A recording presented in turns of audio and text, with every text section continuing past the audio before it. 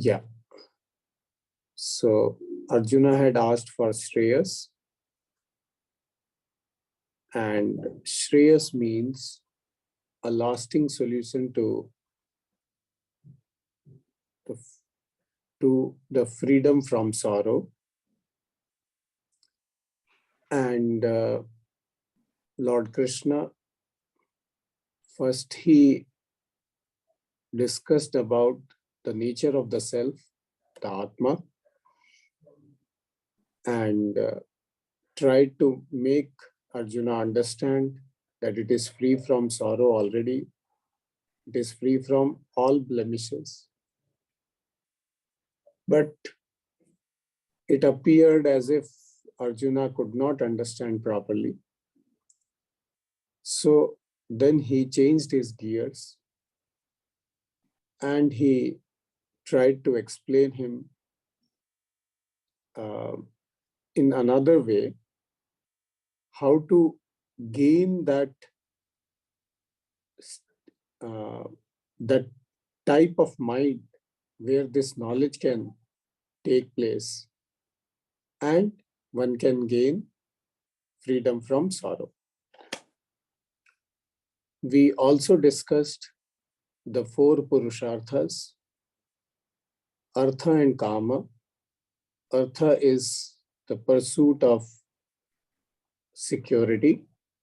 Kama is the pursuit of desires, fulfilling one's desires.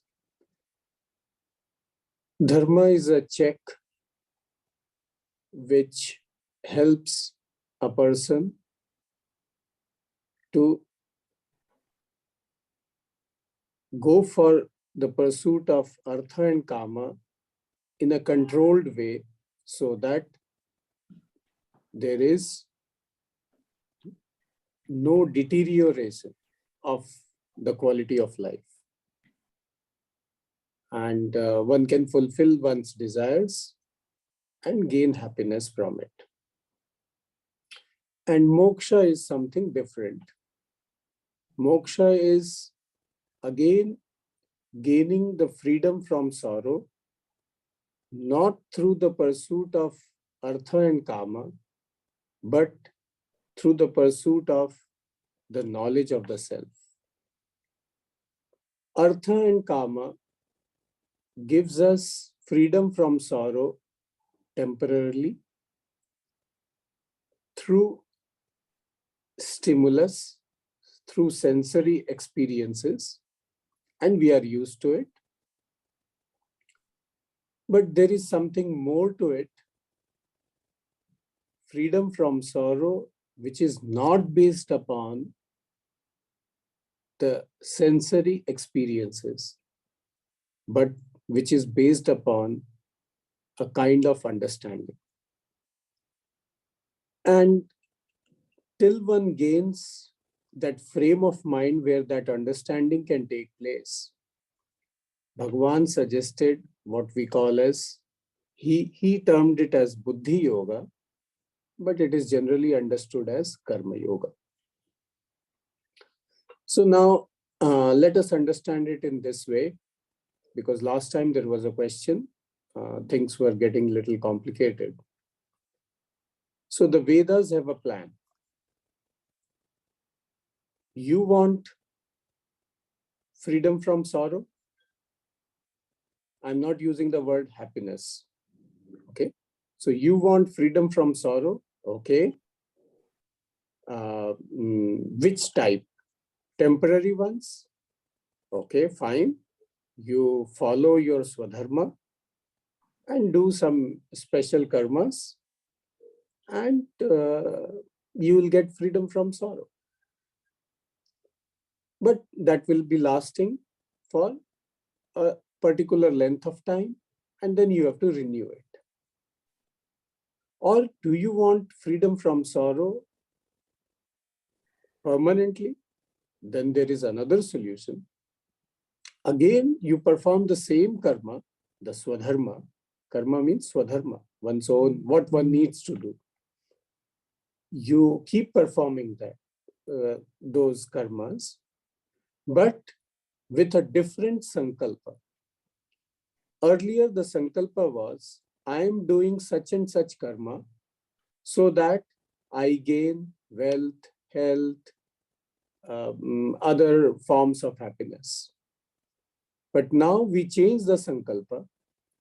We say, I'm doing this karma not to gain any sensory happiness based upon sensory stimulus, but I want to gain that frame of mind in which that knowledge can take place, where I can get a lasting solution lasting solution of freedom from sorrow. So this is how the plan is. So can you please share that one image I sent across to you? Yeah, today I sent. Yes. Okay, give me 1 second. Yeah.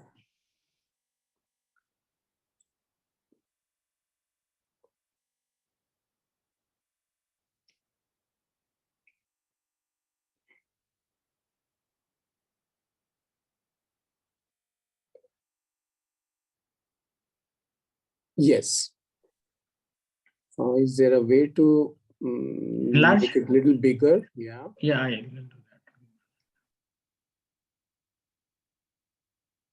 Yeah. Now you can see this. We are at a crossroads.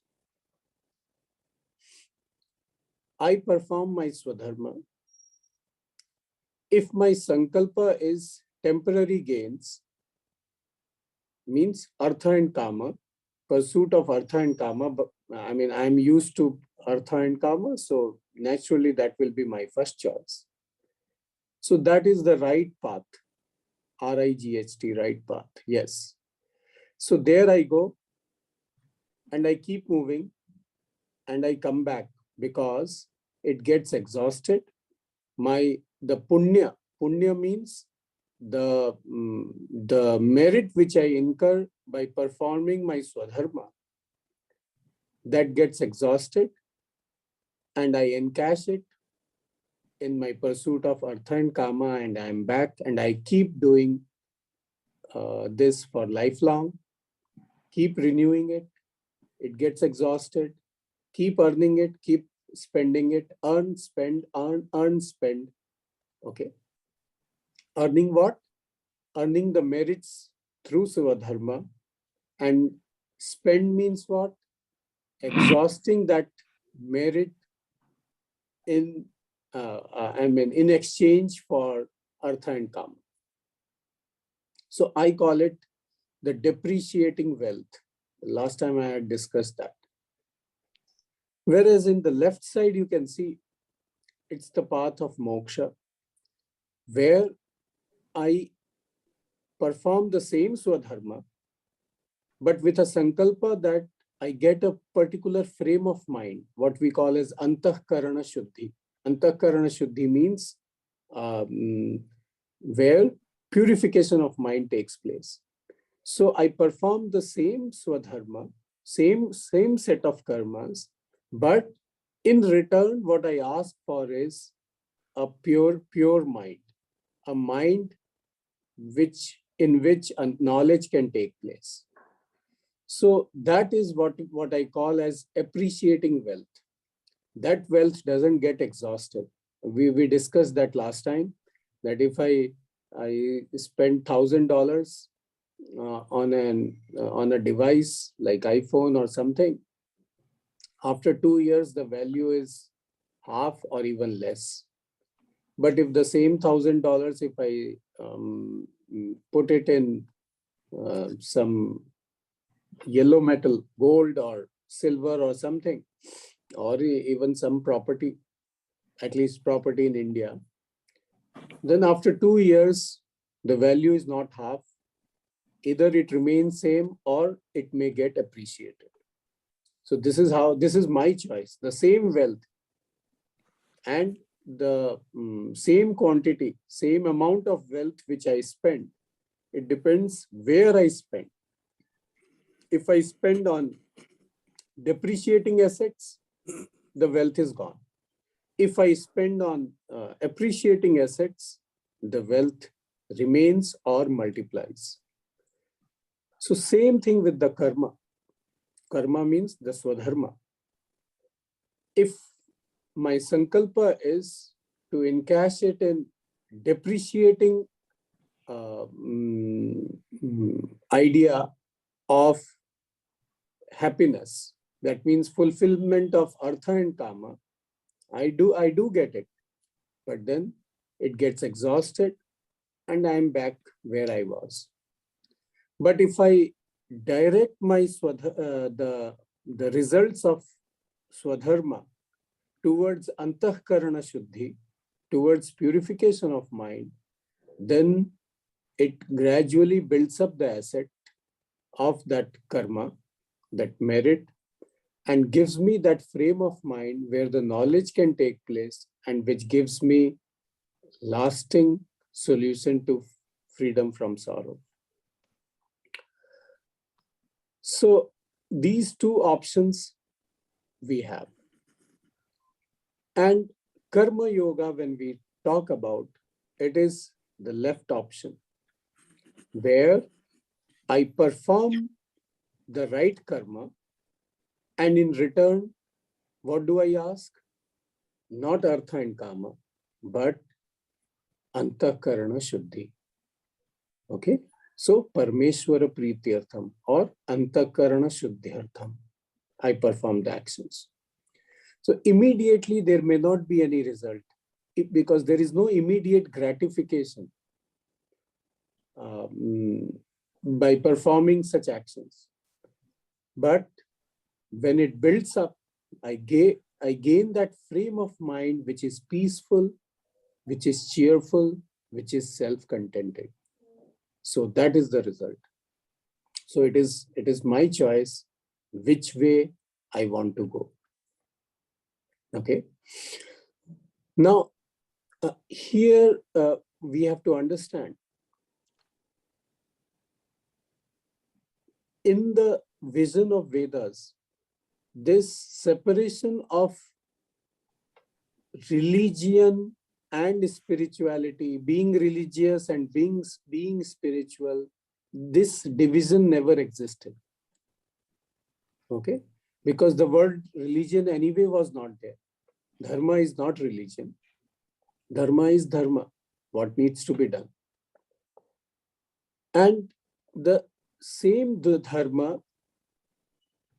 could be applied for fulfillment of artha and kama, for the fulfillment of one's desires, one's pursuit of security, or the same dharma can be applied for inner growth, self-growth, and movement towards moksha.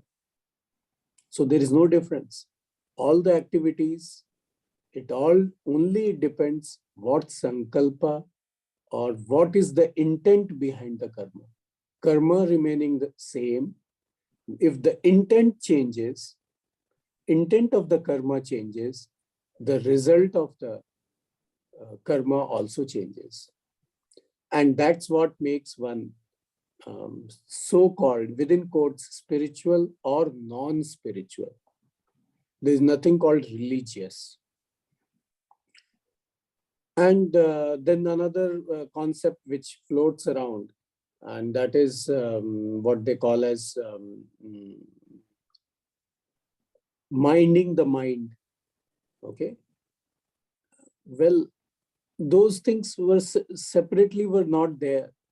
In fact, there are no separate spiritual practices as such, because prayers, meditation, everything is included in Swadharma. Now, the same set of prayers, the same set of meditations can be done for the pursuit of artha and kama, and the same set of prayers and meditations can be used for purification of mind and gaining the knowledge. So that division doesn't exist. This division is imaginary. And I mean, that's how people propagate it. That's a different thing. But there is no real division. So I hope I made it clear. Same Swadharma. When the intent is Antakarana Shuddhi, it leads to moksha. When the intent is immediate gratification, then it leads to fulfillment of Artha and Kama. Okay? So nothing changes except the intent. Okay. Then can you bring those shlokas? Yeah, sure. Shloka number 39, 40, 41.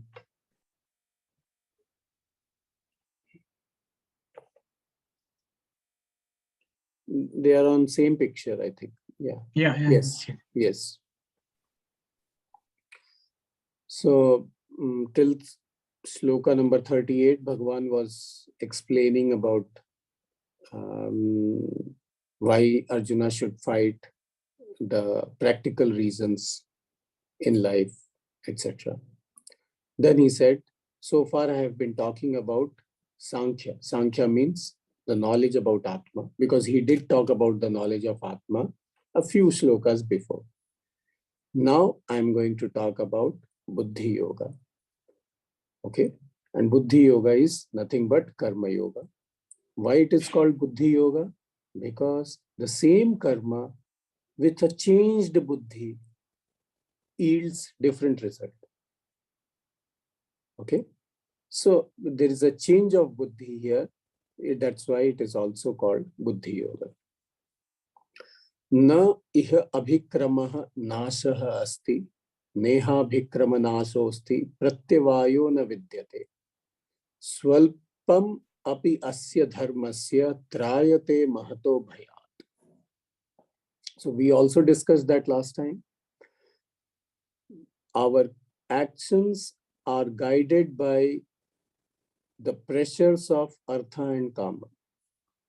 We think we are free to act, but really speaking, we are slaves of our own Artha and Kama, which express themselves through Raga and Dvesha, the desires. Okay, the desires are preferences, something I like, my likes and dislikes. Okay, so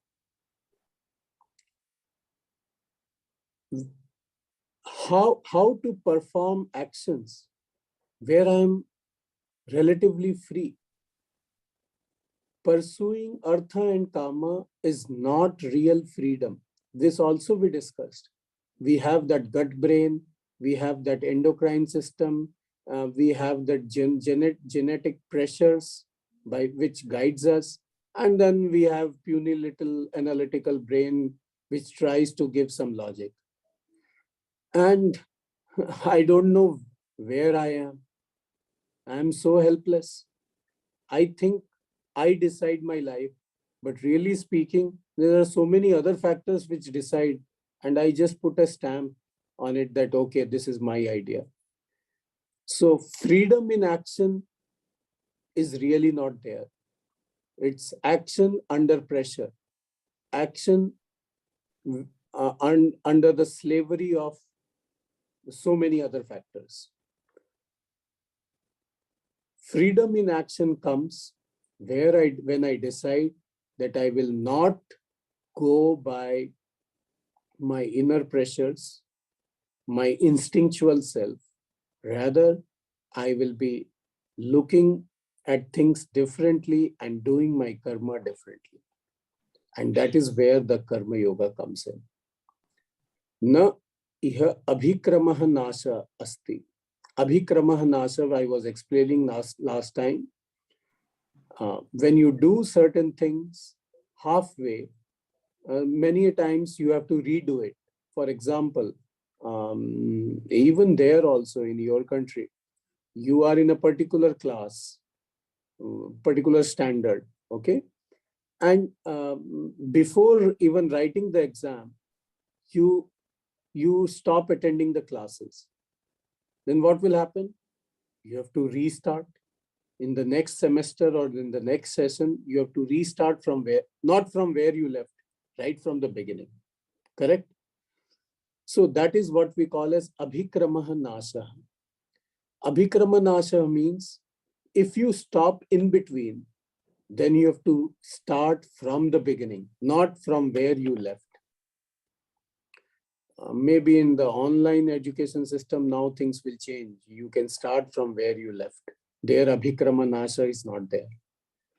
But in the brick and mortar system, the old school system, abhikrama nasha was there.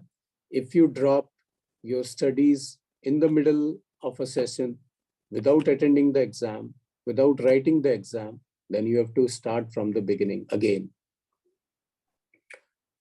So in Karma Yoga, there is no abhikrama nasha.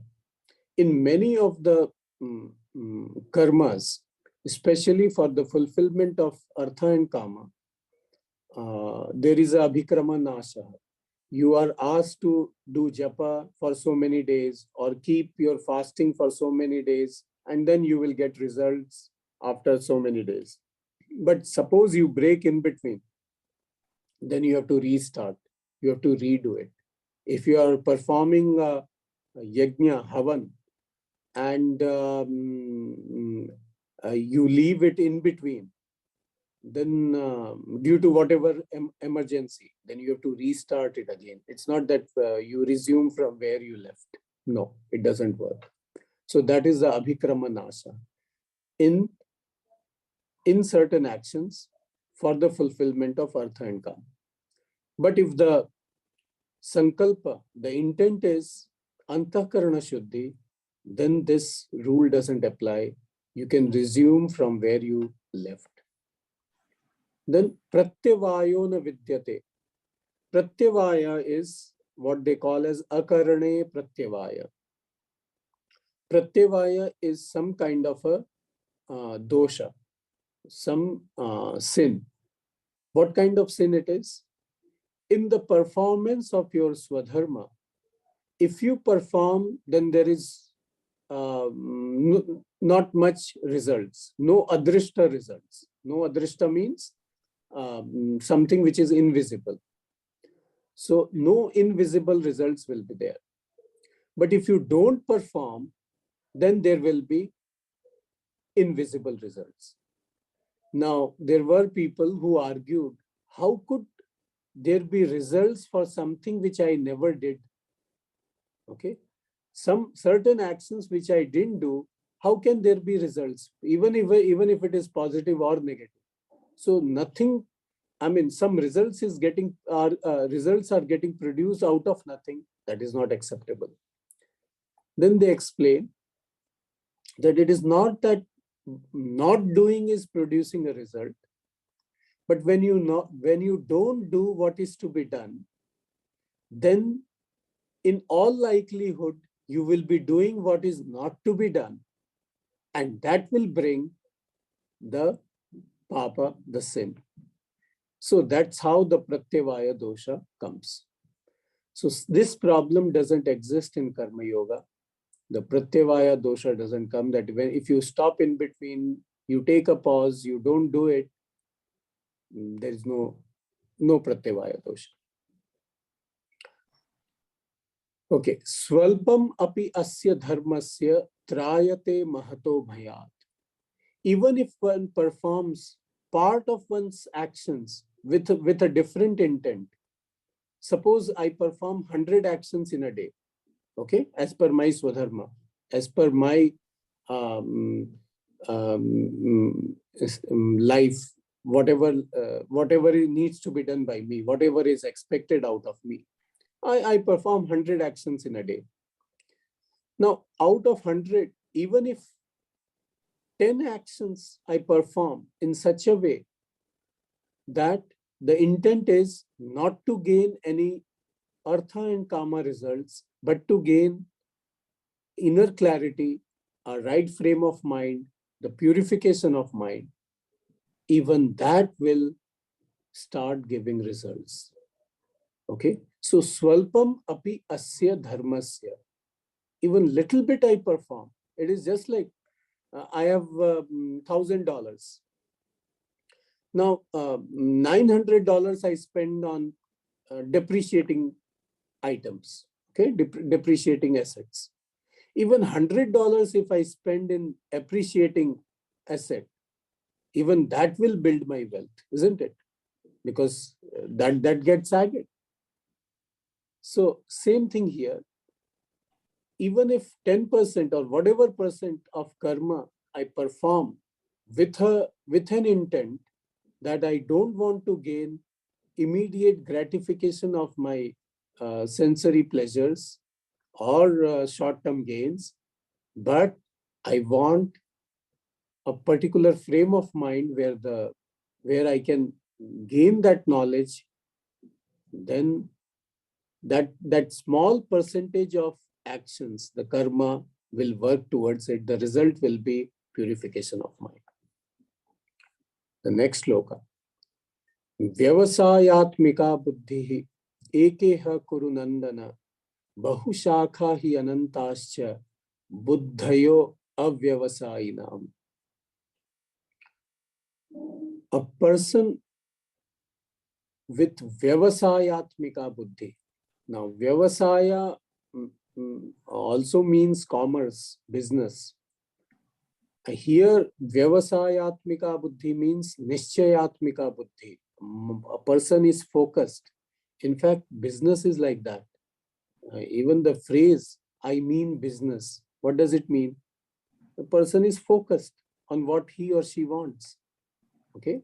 Even all successful businessmen, they are very much focused people. Even when they are going for a party or mixing, socializing, they mix business many a times, most of them, because they will mix with only those people from whom they will gain something. If they can't, then they don't meet such people. They don't waste their time because they have only limited time. And within that time, they want to meet only those people who will finally add to their wealth or add to their influence or reduce their expenses or whatever. So they are very much focused. That is called Vyavasayatmika Buddhi, business minded. Here also it is similar, but in a different sense. Here it is the person is focused. I need freedom from sorrow, not some temporary solution, small solutions. I want to go for the big thing. So the one who has this Vyavasayatmika Buddhi, that Buddhi is one-pointed. Bahushakha hi anantascha buddhayo avyavasayina. But the person who is not that focused, then that person has many priorities. A person having many priorities actually doesn't have any priority. It's just a scattered person. The mind is scattered. I need this also. I need wealth also. Then I need my clothes also. Then I need my jewelry also. Then I need my house also. I need this also. But do I need a peace of mind, a restful sleep, and a cheerfulness where I can just watch the sky or watch the landscape and feel happy? If I don't have that frame of mind, no matter how much clutter I gather, my house becomes a warehouse and nothing I gain. So that is what we call as Vyavasayatmika Buddhi. What do I really want? No, I want happiness. Are these things giving me happiness or taking away my happiness? It's like a buffet. Buffet appears to give me happiness. But the moment you start enjoying few dishes, and especially in India when they have a marriage buffet, okay, there are almost 100 items. Now 100 items, if you start tasting little by little, even 20 of them, the happiness is gone. So they give happiness as long as you are watching it, looking at them. The moment you start trying it out, the happiness is gone. And after trying 20, and suddenly you find your favorite dessert is missed, and now you are full. So that adds to unhappiness. Already the stomach is full, that is creating some problem. So that unhappiness is there. And then more than that, so many things which you missed out, that adds to my unhappiness. So, and if all the items are a priority, 100 items and all of them are a priority, you can never enjoy that buffet. Life is like that. So buffet is just an example. But if I think all these things I want and all of it is what is going to give me happiness, then I'm missing out something. My buddhi is not vyavasayatmika. It is not one pointed, it is not focused, it is scattered. Okay. Today I sent one. Sloka? Yeah. Okay.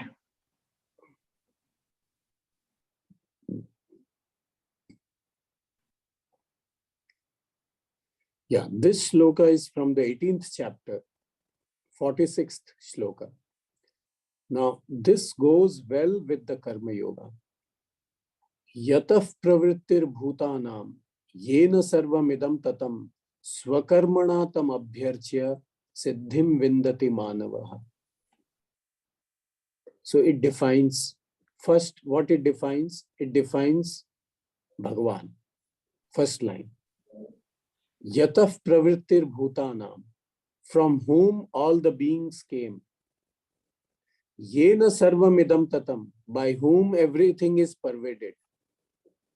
Swakarmana, through one's own actions. Swakarma, I won't say actions, okay? Through one's own swadharma, swakarma. Tam abhyarchya, worshipping him, okay? Through one's own karma, swakarma, siddhim vindati manavaha. A person attains the highest siddhi. Siddhi means success, okay? And here the success is the ultimate shreyas, that is lasting freedom from sorrow. So this shloka, it first defines who is that Almighty, the first line, and the second line defines how to worship that Almighty. How? Through one's swakarma. By offering one's swakarma, the results of those actions, one can worship that Lord and gain moksha. So Karma Yoga, that was previously shown. Can you move back?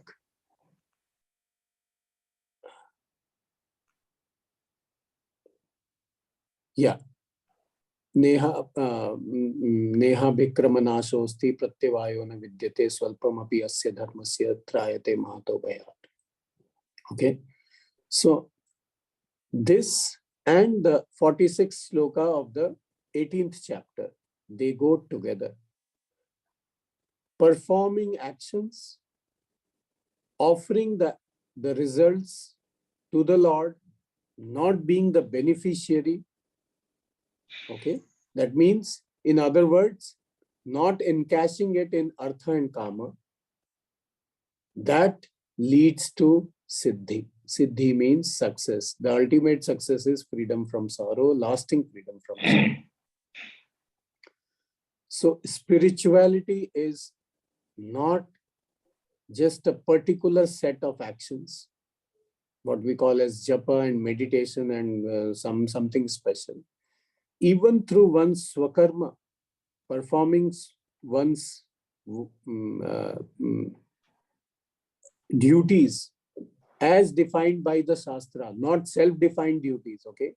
It's not that way. So one has to first learn what is my swadharma. In the changed circumstances in the modern day world, that itself is an exercise. What is my swadharma? Each one has to learn that.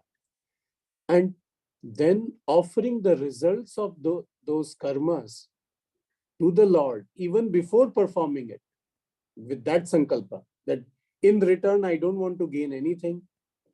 Whatever comes, it is offered to the Lord. With this attitude, when the action is performed, then that action is real freedom in action. Otherwise, actions are slavery. Slavery of what? The inner pressures of artha and kama. They drive us and they push us in actions, and sometimes blindly. We don't know. And when whatever results come, we accept, we enjoy for some time, and then we remain unhappy for longer time.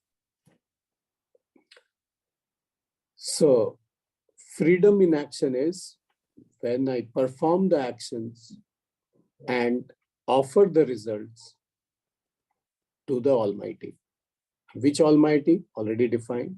From whom the whole thing came and by whom everything, all these things are covered. The whole creation is covered or sustained. That Almighty, I offer my actions, the results of the actions, and that is the real freedom in action, because I am not performing the actions under pressure of artha and kama. That leads to a particular frame of mind where I can think calmly, I can think differently. I'm not under the pressures of that instinctual self, which we have already discussed a long time back. And with that, knowledge is very simple. In fact, the knowledge which needs to go inside can be taught in a month, but the preparation of that knowledge, for that knowledge, requires years together. It is just like when you perform that homam, okay?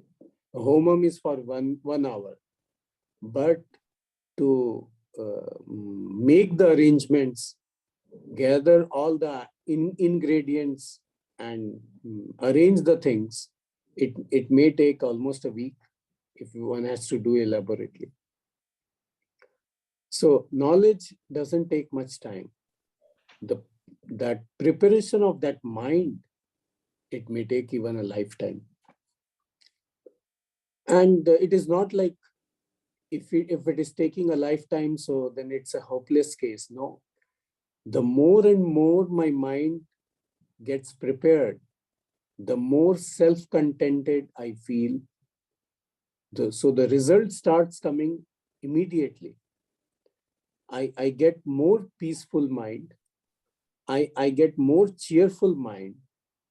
And I get my threshold of happiness. I mean, threshold of stimulus by which makes me happy, it decreases. What does it mean? With small things, I become happy. Otherwise, right now, I have a particular standard. Unless I get that level of stimulus, I don't get happy. We discussed that in the first or second class itself. That's a paradox. The more what we call as success, if I am in India, then smaller things make me happy. But when I start residing in somewhere in North America, after 5 years, I need more bigger things to make me happy, because now those small things don't make me happy. They really, in fact, when I return back to India, I will find how I was living in such an environment. I mean, I can't even imagine. Even I can think like in childhood, the type of neighbors we had and all. I can't imagine if I can ever live with such neighbors now. But in the childhood, that was the practice, and that's how we lived and we grew up. So that is what I call as threshold. So a self-contented mind, the threshold for becoming happy decreases. Means what? One gets happiness very quickly. That itself is a big thing. Otherwise, you need too many things to make yourself happy. And then when you can't maintain it, again you become unhappy. So this is what Karma Yoga teaches. Karma Yoga, I'll now summarize. Karma Yoga gives us the practice of performing actions not under the pressure of the instinctual self, not under the pressure of what we call as artha and kama, my likes and dislikes, but just doing it without pressures. So I start getting a taste of performing actions without pressures. That gives me a frame of mind which is more relaxed, more cheerful, more peaceful, which can think differently, and whose threshold of becoming happy decreases. That is the immediate result. And the long-lasting result is it gives that frame of mind where the knowledge can stay. Otherwise, the knowledge comes, I understand. Really speaking, the rider understands. The elephant is sleeping. So you thought you got the knowledge and it's over, but it never sunk in. And the elephant occupies the major part of me. And I am untouched by that knowledge. It doesn't stay with me. In fact, it has no effect on me, real effect on me. It is more like a parroting, reading few words and then parroting out a few words, but it doesn't sink in. Why? Because the elephant was never trained or was not prepared to grasp that knowledge. To make the elephant be prepared to grasp the knowledge, the elephant needs Karma Yoga. What is the Karma Yoga? You perform actions, if not all actions, at least a sum of them, 5%, 10%, 20% of them, where with an intent that I don't want to encash it for myself, for my artha and kama pursuit, but I will encash it in purification of my mind. So with this, we stop here. Now I throw open for question and answers.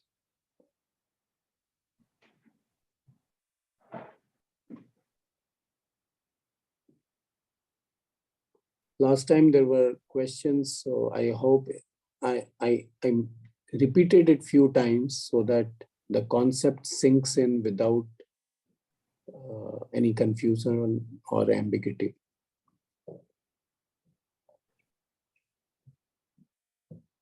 Okay. I would like to welcome a new member today, Navya Sekar. Right. Okay. Navya, you would like to say something today? Namaste Rajesh, namaste Acharya ji. Namaste. I was looking for something to start with, and I found this. So it's been really enlightening joining the session today. Thank you so much for that. I actually had a question. So you were talking about the intent, right? But our natural behavior is that we always do our actions with the intent of artha or kama. So how do we bring our awareness back to this intent of karma yoga, or where we don't actually expect anything in return? Right. I have been smoking 10 cigarettes a day. Mm-hmm. How to give up that habit? Okay. Can you suggest something? I stop by maybe reducing. Yeah, you can never stop, really speaking. If you do it, it will be a disaster. Then I will move towards 11th cigarette also. Right. I cut it down 10% at a time. Okay. Whether I like it or not, but that much I can really do it. Sometimes I may not have, I'm not convinced about it. So just on Shraddha, on faith, that why will he be speaking like that? Maybe I can give it a try for a few months. If it doesn't work, fine. Okay. So not all my actions, I will change my intent. If I do it, it will be a big failure. Okay. But I can make it from by 1%. That is the minimum I can do. One action out of 100, I will say that I will not be the beneficiary of the result. The usual way of my encashing the karma. Right. At least Okay. 1%. Once I get the taste of 1%, maybe then slowly I can move towards 2%. And I think you missed out on those talks. Really speaking, there are multiple people sitting inside one's own self. It looks like one person, but there are many persons inside it. Okay. And each one is doing its own job. And I'm just helplessly watching and claiming it to be my actions. We have already discussed that. If you get some time, maybe you can go through some of those talks. Okay, sure. We have a gut brain. We have of course, the head brain we have. Then we have those endocrine system. A teenager thinks he or she is acting out of free will. We all know that. What free will? But why blame the teenagers? If I'm not aware of the whole thing, my entire life could be like that. Even dried up hormone is again acting as per the hormone. Right. Okay. Then we have the gut brain. We have genetic factors. Certain genes flower up at a particular age. We think, I have suddenly discovered a new thinking. And that thinking came many a times. But now it struck because that genes, now it has to start working. Correct. Those set of genes. So, really speaking, I'm not free. Yeah. When I look at it in the whole perspective, the complete perspective, then I will understand that I'm making a fool of myself. And the last one was, that was even more shocking, that my brain decides first. I come to know about my decision about 7 to 10 seconds later. Then what is my decision? What a big illusion it is. Correct. So I have been working like a slave. See, I don't like to use those words. There is something called prostitution, and there is another thing called slavery. Slavery is worse than prostitution. Prostitution, at least the prostitute can decide whether to entertain the customer at a particular time or not. Okay, Right. and accordingly, he or she will be paid. But slavery, you don't even have that choice. Correct. Yeah. Okay, so when I think like that, that inspires me. Okay, then let me explore. Is there something different in some other way of living or doing things? Maybe that Shraddha can help us in bringing that 1 or 2% of my karma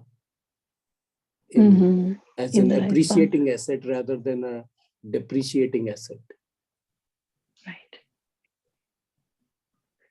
One more thing is like, I have little kids, like one is 9 and the other is 3. 3, I agree, he is too small he doesn't even speak clearly.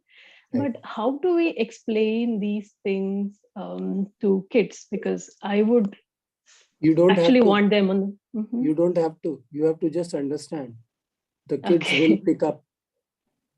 Mhm. Okay.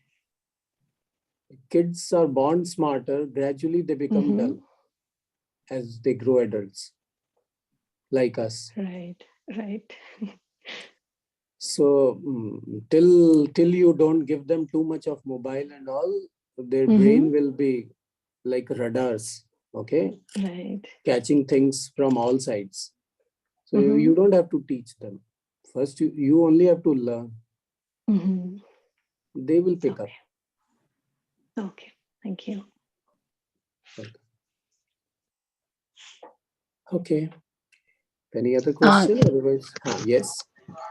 Sir, good morning. I had I my hope question is, last time there was some doubt from your side, and I tried to clarify. In this class, yes, I sir. repeated, keeping you in Yes. mind. Thank you, sir. And the same thing, minding the mind. Actually, you are given the one example. Minding the mind. It's with Buddhi Yoga. Again, this is related to same question of a old one, or this is minding the mind. No. Actually, minding the mind is a catchy word. Okay. Okay. They think it has to be practiced separately. Oh. It's not required. Just focus on your swadharma, swakarma. Everything gets minded up. Okay. Otherwise, they break up things in small modules and then present it as if that is a philosophy in itself. That is good thing, but it is just a subset, a small portion. Life is bigger than all this. Okay. Yes. Thank you. Minding the mind happens by itself. If one performs, first one learns and then performs one's swadharma. Learning itself takes time. We have taken it for granted that we all know what is my swadharma without even inquiring into it deeply, finding it out from different sources. We assumed it. What I'm doing is my swadharma. Maybe, or it may require some small changes. Who knows? Maybe crucial changes.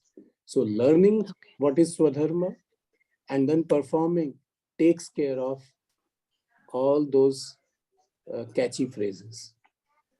Okay. Sir, this is Vyavasaya. That is a business. That is that's like on stranger you are given the word. Is it right? This minding the mind and the business. It's correlated to when you're understanding how we can understand this both actually when you're Okay. flow. Yeah. Got it. Got it. Yeah. When I say business, I say business like. Okay. Like when that phrase is there, no? I mean business. I mean business. It means I'm focused on a particular thing. That is the meaning of the phrase I mean business. Yes, sir. So Vyavasayatmika Buddhi is a focused Buddhi. Okay. And a focused Buddhi, how? When the goal, the priority is not many, but one. Or maximum two, not more than that. If there are 10 priorities, then there is no priority. So no priority, scattered mind will be, how can we talk about minding the mind? Mind is scattered. Minding the mind is ekagra buddhi. Like it is focused, one pointed focus of the mind at a time. And maximum one or two priorities, that's all. Other things are less important. So focusing that mind on first deciding the priority and focusing the mind on priority takes care of minding the mind. Did I answer your question?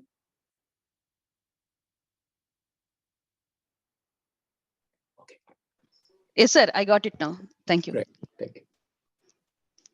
So, Rajeshji, shall we stop here? I'll just make a couple of announcements, right? Like I'm in process of uploading all the videos, recording of this talk to website, and I will inform everybody once it is done. And we are taking a small winter break now after this class for next 2 class. Right. We have break and we'll meet again on 9th of January. On 9th, I will let you know by 5th, whether it will be No 9th problem. or maybe a week later. Okay. By Yeah. 5th of January, I'll be able to tell you. I'll be in a better position to tell you. Right? Yeah. For sure. In the meantime, I'll upload all the video and let you know. So anybody missed any of the lectures, you can attend those. Right. Thank you. Om Purnamadav Purnamidam Purnat Purnamudachyate Purnasya Purnamadaya Purnameva Vasishyate. Om Shanti Shanti Shanti. Harihi Om Shri Gurubhyo Namaha. Harihi Om. Thank you. Thank you, Guruji.